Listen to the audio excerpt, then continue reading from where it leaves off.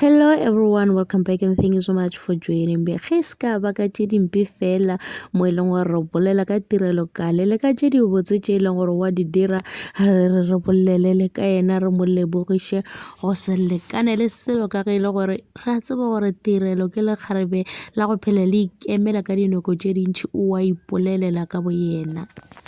Congratulations to ngwanyana ko Northwest le go tirelo ka le re ra yena reality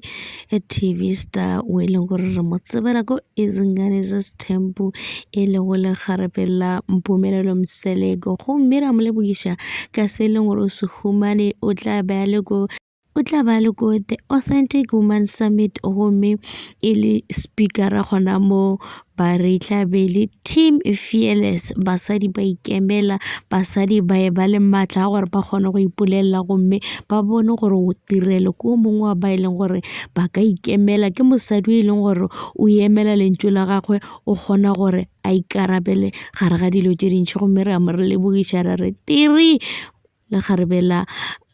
Mpumelelo Mseleko re ya go lebogiša ka tše di botse tše e leng gore di o atlega go tšona gomme re bone last le gona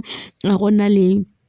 brand e leng gore ka natural hair ya gagwe ba mo kgethile ba re meriri ya gago ka go e hlokometše le mebotse o bontšha gore ke dilo tša rena tšeo di berekišang gomme le wena re re tsena ka mo jwale ra mo lebogiša go tše di botse tše e leng gore o atlega go tšona. Tada, please don't forget to like, comment and subscribe. Lerato ke leo.